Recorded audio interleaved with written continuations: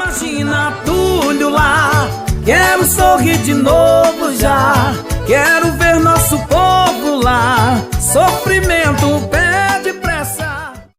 Começando mais um Pod 15, o podcast da mudança, o podcast da transformação para o Serra. O podcast que representa mudança do jeito que a população precisa. Já peço a você para se inscrever no canal. Você que não viu ainda as lives que já aconteceram, o outro podcast, a primeira edição, os cortes, inscreva-se no canal e acompanhe. Veja todo o material. Você vai conhecer o perfil completo do futuro prefeito de Amparo do Serra e, principalmente, você vai ficar a par de tudo o que este homem vai fazer. E o tema de hoje é comunidade rural, agricultura e meio ambiente também. Eu vou começar perguntando para o Túlio.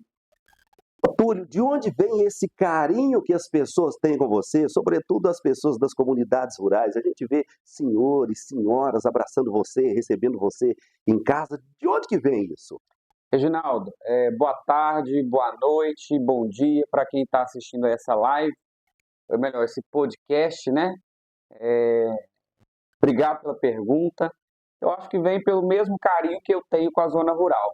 A zona rural de Amparo do Serra é uma preciosidade que a gente precisa de cuidar, né? Na zona rural estão as pessoas mais simples, as pessoas que mais precisam de uma atenção, de um olhar do poder público. Às vezes essas pessoas não estão querendo luxo, elas precisam do básico, elas precisam de atenção, elas precisam de saúde, elas precisam de estrada, elas precisam de educação. Então, quando eu chego até a casa de algum eleitor, de algum cidadão para conversar, eu o abraço, eu procuro saber como que está a família, para depois a gente entrar no assunto de política. Cada momento que eu estou na casa do eleitor, eu quero fazer com que o eleitor sinta-se à vontade para conversar comigo, que ele sinta-se à vontade para me trazer o seu problema, e em alguns casos até para permitir que o eleitor também me traga a solução para o problema. Então eu deixo o eleitor muito aberto para conversar comigo, para dialogar, eu trato o eleitor pelo nome, eu abraço, eu dou uma palavra. Acho que é daí que vem né, esse carinho que a zona rural tem. E eu também venho de uma família que foi da zona rural, a minha bisavó, conhecida aí como Sadonana, a famosa Donana, ela veio da comunidade dos Pacas, ali na comunidade do Amoras. Então, assim, eu tenho uma ligação muito forte com a zona rural, com as pessoas que moram na zona rural. Normalmente, a zona rural, as comunidades rurais nos remetem aí a um cafezinho coado no coador de pano, um queijinho, um biscoitinho frito. Quais são suas principais memórias afetivas no que diz respeito aí à roça, como a gente popularmente fala? Eu sempre estive na roça, desde pequeno, né? Minha mãe foi secretária de educação por alguns anos, foi diretora de algumas escolas por alguns anos, e eu sempre estive com a minha mãe nas comunidades. Eu estava sempre ali brincando com as crianças, eu estava sempre ali andando a cavalo. Então, assim, a minha ligação com a zona rural vem daí, de sempre estar presente, desde pequeno, em cada comunidade, no Santana, no Amoras, na Estiva, em Pocivelha, no Valaçu, né, no Adiodato, enfim, nos Coelhos, nos Machado, em todas as comunidades. Eu sempre estive muito presente nessas comunidades ali, desde pequeno, andando a cavalo, comendo, que você falou, um queijo na casa de um, tomando café na casa do outro. Fogãozinho a lenha. No fogãozinho a lenha. Agora rodando na campanha, em muitas casas a gente tem comido frango com quiabo, a gente chega, tem moranga, enfim. Esse carinho, ele é importante, ele é especial. Sabe tirar leite? Não. Mas andar a cavalo... Andar a cavalo, você sabe. Eu não faço nenhum dos dois. E nessas andanças suas aí pelas comunidades rurais, o que você tem identificado aí de carência? Quais as principais demandas, as principais necessidades dessas pessoas, dessas comunidades? Primeiro que a gente falou aqui foi a falta de atenção, né? Hoje quem mora na zona rural e também quem mora na zona urbana precisa de ter um pouquinho mais de atenção do gestor público. O prefeito precisa de ter liberdade com as pessoas para conversar e as pessoas precisam ter liberdade com o prefeito para também conversar.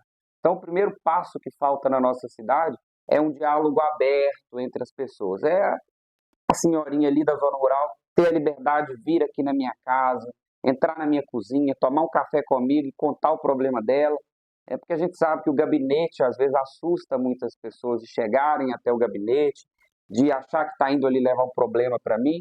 Então, não, se a pessoa quiser, ela pode vir na minha casa, tomar um café comigo de manhã, conversar qual que é o problema dela na comunidade rural que ela está inserida ali.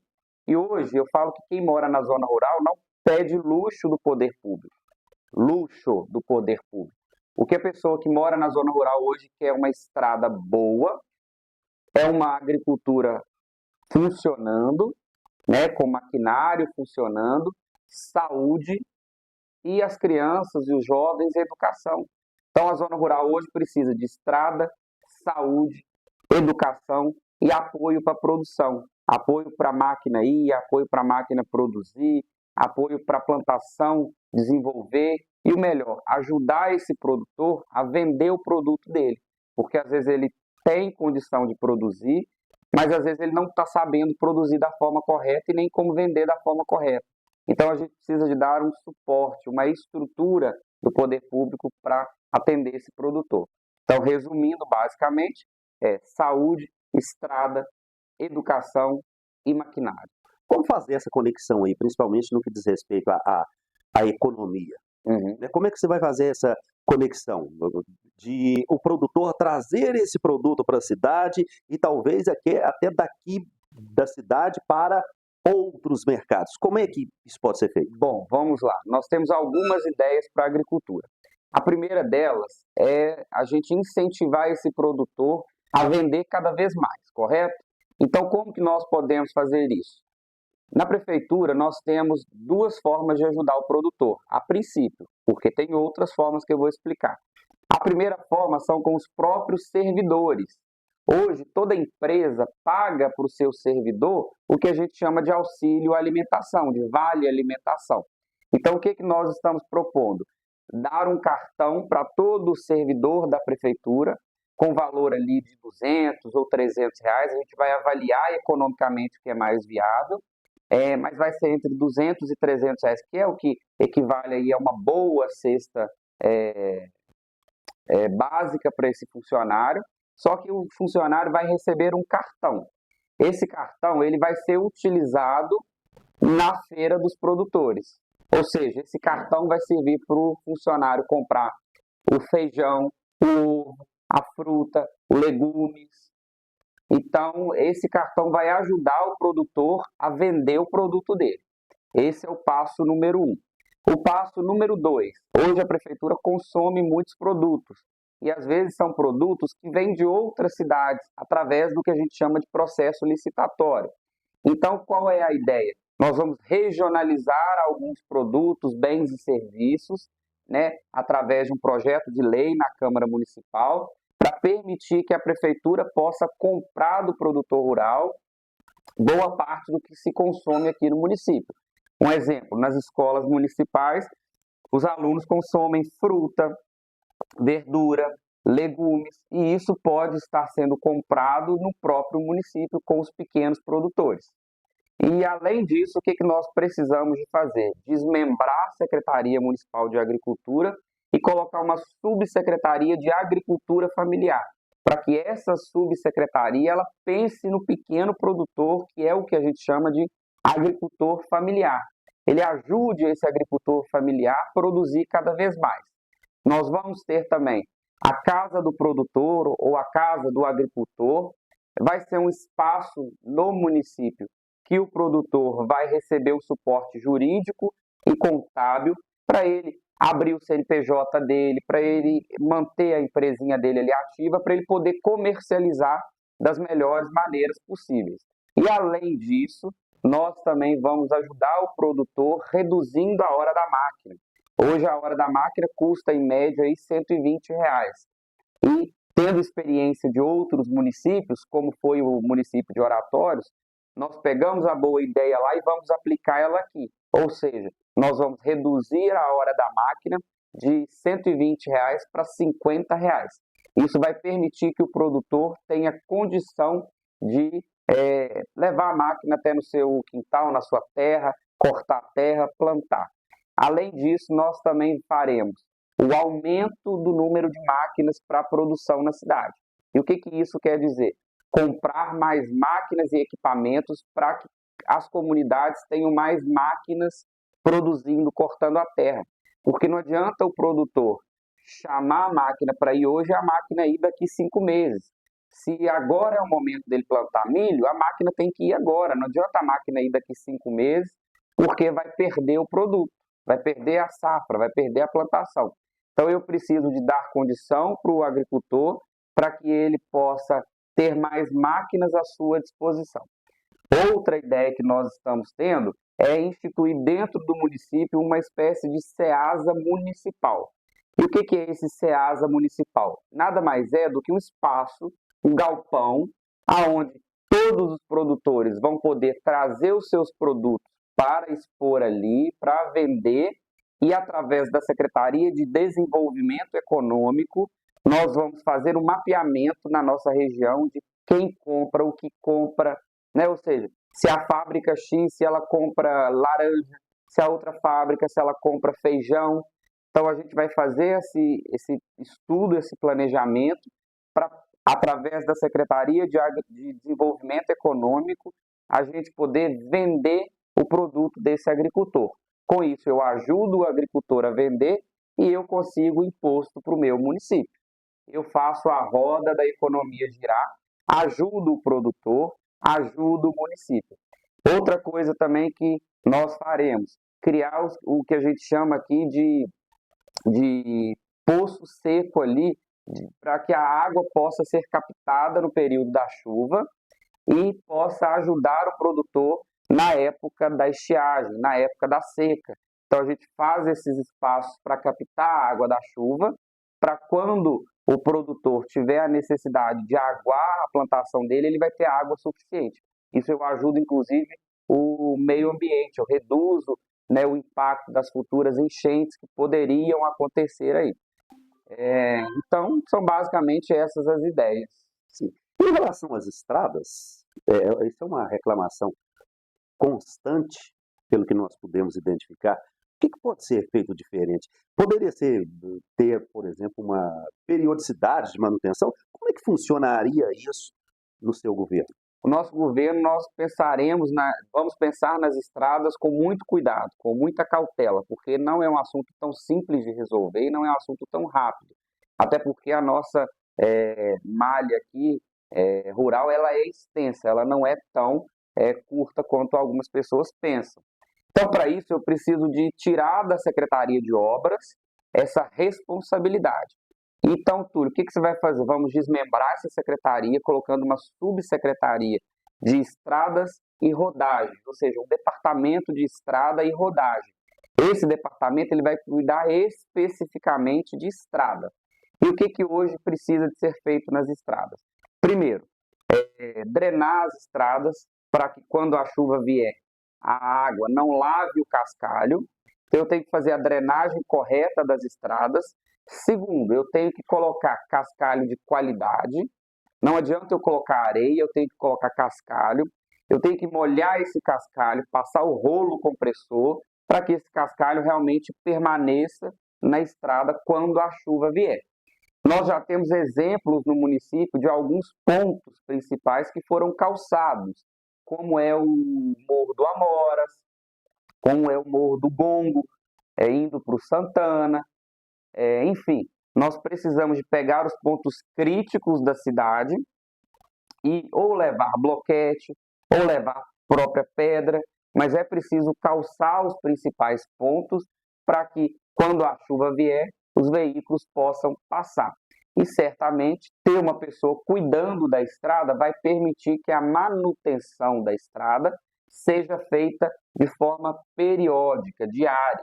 Ou seja, nós vamos ter uma pessoa rodando essa cidade todos os dias para saber aonde tem terra caindo na estrada, aonde tem buraco na estrada, aonde arrebentou ali um cano de água que passava na estrada, aonde tem uma ponte que precisa de ser feita, aonde tem um passagado que precisa ser feito, aonde tem uma porteira que às vezes pode tirar e colocar um passagado.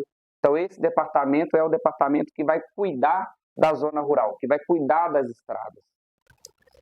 Na live anterior, né, com a participação do Amarildo, foi falado muito na questão do humanizar. As pessoas precisam de cuidado. Em relação à saúde para essas pessoas das comunidades rurais, o que você pretende fazer? Bom, a saúde nas comunidades rurais é um assunto que muito nos preocupa, até porque quem mora na zona rural não sabe o dia que vai adoecer. Então essa pessoa ela precisa de ter médico à sua disposição com mais frequência. Então nós precisamos de ampliar o atendimento médico, nós precisamos que cada comunidade rural tenha um posto realmente funcionando. Esse posto precisa de ter um carro à disposição para, se o paciente passar mal, o carro imediatamente sair ou aqui para a cidade de Amparo de Serra ou para Ponte Nova. Então é necessário que tenha um carro à disposição, é necessário que tenha serviço, atendimento odontológico periódico, né? É preciso que tenha médicos periódicos, especialidades periódicas, é preciso que tenha também atendimento psicopedagogo, né? Atendimento com especialidades, com nutricionista, com psicólogo. É preciso atender a comunidade rural de uma forma muito especial, tá? Então a nossa ideia é ter em cada comunidade um posto realmente funcionando, com uma farmacinha ali presente, com um médico atendendo com mais frequência, com um técnico de enfermagem todo dia ali para fazer um curativo, para medir uma glicose, para medir uma pressão, para fazer um pequeno atendimento ali de forma rápida, né? Um atendimento emergencial até que o médico possa, de fato, ir ali e fazer o atendimento. Então, são essas as ideias para a saúde da comunidade rural. Diversão para essas pessoas, lazer. Dá para fazer alguma coisa? Deve ser feito. A nossa cidade é uma cidade que sempre foi conhecida pela sua alegria, pelos seus carnavais, pelos seus rodeios, pelos encontros de comitiva, de cavaleiro, né? Encontro de motocross. Nossa cidade sempre foi uma cidade alegre, com festival de poesia, com declamação na escadaria da igreja. Inclusive já participei de vários momentos como esse. Então nós precisamos respirar alegria, nós precisamos pensar um pouquinho fora da caixa. Para as comunidades rurais, especificamente. Eu estou apertando aqui, eu estou apertando o futuro prefeito, hein? Para as comunidades rurais, resgatar as festas tradicionais em cada comunidade. Por exemplo, na comunidade Santana Estiva, tem uma comunidade quilombola ali que se perdeu a tradição. Então nós temos que ver no calendário, incorporar essa data no calendário, para resgatar essa tradição na comunidade. No Valhaçu nós temos o jubileu, que inclusive está acontecendo agora no mês de setembro. É o momento que a igreja está ali participando. Então, por que não tem agora, no final de cada missa, no sábado, na sexta, sábado, domingo, não tem um cantor ali tocando, fazendo voz e violão, para fazer com que o comércio melhore, que tenha barraquinha ali de gente vendendo sanduíche, vendendo caldo, vendendo suco, vendendo uma cerveja. Então nós precisamos de levar para as comunidades rurais alegria de volta, fazer com que as pessoas voltem a frequentar a zona rural. Então está no nosso plano de governo instituir para cada comunidade uma festa que seja pequena ali, com um cantorzinho, tocando voz e violão, uma vez por mês em cada comunidade. Resgatar os encontros de comitiva nas comunidades, os encontros, as cavalgadas nas comunidades. No Santana nós temos a festa de Santana, que também perdeu aquele encanto que tinha antigamente.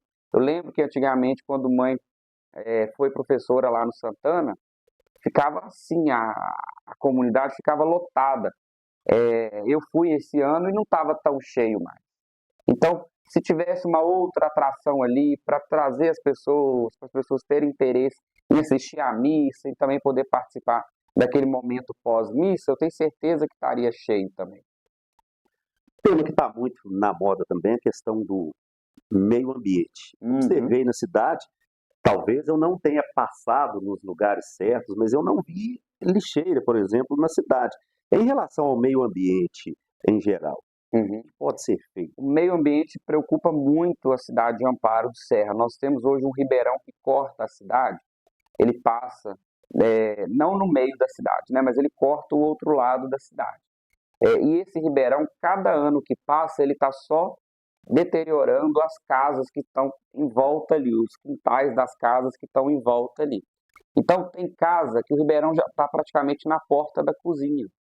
A pessoa já perdeu aquele terreiro, aquele quintal que tinha ali. Então, é preciso a gente repensar esse ribeirão. É necessário a gente tomar atitudes urgentes para conter um pouquinho da erosão que está acontecendo, né? É preciso hoje também fazer barragem em alguns pontos para que a água volte a represar ali naquelas barragens. Eu vi absurdamente estacas sendo colocadas para conter a água. Isso não vai conter a água. Se chegar a chuva forte, como está previsto para vir, vai levar não só as estacas de madeira, mas também vai levar as casas que estão ali em volta. Então é necessário a gente pensar uma legislação municipal, ambiental, porque hoje não tem. É necessário a gente aplicar a legislação federal e estadual que já existe, tá? Você comentou sobre lixeira. A nossa cidade não tem lixeira espalhada, então as pessoas não têm local para destinar o lixo. Então muitas realmente acabam jogando no chão, porque não tem local para jogar. É correto a pessoa descartar o lixo no chão? Não. Mas a pessoa, principalmente uma criança, acaba jogando ali, e às vezes essa criança também não está tendo campanhas educativas nas escolas. Faz parte do processo de educação. Faz parte do processo de educação, e isso está no nosso plano de governo. Resgatar essas palestras, esses momentos com os jovens, com os adultos, sobre a conscientização da importância de destinar o lixo no local correto. Nós não temos no município nenhuma fábrica de reciclagem. E está lá no nosso plano de governo ter uma fábrica de reciclagem. Primeiro, para a gente gerar oportunidade. Segundo, para a gente descartar de forma correta o lixo da cidade. Está lá no nosso plano de governo também colocar lixeira em toda a cidade. Hoje, nós temos aí na cidade um trator que recolhe lixo. Isso é um absurdo, porque eu tenho uma máquina, né, um trator desse que poderia estar na zona rural cortando a terra, ele está na cidade cortando lixo, carregando lixo para cima e para baixo. Então nós precisamos de dar uma função correta, tratar o lixo de forma correta. O nosso município ele não tem nenhum aterro sanitário. O nosso município não tem nenhum local adequado para descartar o lixo. O nosso lixo hoje ele é colocado, aqui a gente chama de Alto do Paraguai, é um ponto da cidade indo para Ponte Nova, que é ali que o lixo está sendo colocado, numa propriedade particular, e que ali já não está cabendo mais a quantidade de lixo. E, pasme, agora, para piorar a situação, estão fazendo um lixão numa fazenda que produz porco. E esse porco ele é exportado para o Instituto do Coração no estado do Rio de Janeiro. Então, o Instituto do Coração ele faz pesquisa com porcos aqui da nossa cidade. E agora eles estão colocando um lixão na porta dessa comunidade, dessa fazenda. Então, isso vai perder a qualidade do porco, porque onde tem lixo, tem bicho, né? Então, nós precisamos de pensar como que nós vamos descartar o lixo para os próximos anos, colocar lixeira em toda a cidade, criar campanhas educativas nas escolas, educar as nossas crianças que estão vindo agora de como descartar o lixo, fazer também o reflorestamento que é necessário, né? Plantar novas árvores, fazer campanhas educativas para que isso aconteça. E o principal hoje é pensar o nosso ribeirão. Fechando, se alguém quiser te convidar para tomar aquele cafezinho com aquele biscoito frito, como é que faz? Como é que te encontra? Como é que te convida? Pode entrar em contato comigo pelo meu WhatsApp, 31 98418 0376. Pode me encontrar aqui em casa, pode me encontrar no comitê. Eu estou na rua o tempo todo, então as pessoas podem me ver na rua também o tempo inteiro. Manda uma mensagem também lá no meu Instagram ou no meu Facebook, que é o @TúlioCária. Enfim, me encontrar não é uma missão difícil, não. Eu estou sempre aí, em todo momento você vai conseguir me achar aí. Manda lá a mensagem, me liga que eu vou até a sua casa, a gente vai bater um papo, você conhece um pouquinho mais sobre o meu plano de governo, sobre outros assuntos que tem lá no plano de governo, que é muito interessante para a sua vida, para o seu futuro, para o futuro do seu filho, da sua filha. Vamos juntos construir a Amparo do Serra que queremos para o futuro. Vamos esquecer o agora, vamos esquecer o passado. É importante pensar no futuro, pensar no que virá a partir de 1º de janeiro de 2025. E você pode encontrar o plano de governo, encontrar as propostas em todas as áreas nas redes sociais do Túlio Cária, aqui mesmo, no YouTube, no Instagram, no Facebook, em todas as plataformas. Compartilhe esse conteúdo, mostre para as outras pessoas, inscreva-se no canal, dessa forma você vai multiplicar a possibilidade de mudança que está nas suas mãos. Vote 15. Vote 15 no dia 6 de outubro para um futuro melhor. Imagina Túlio lá, meu Serra de melhorar. Deixa o sonho voltar, chama o homem que a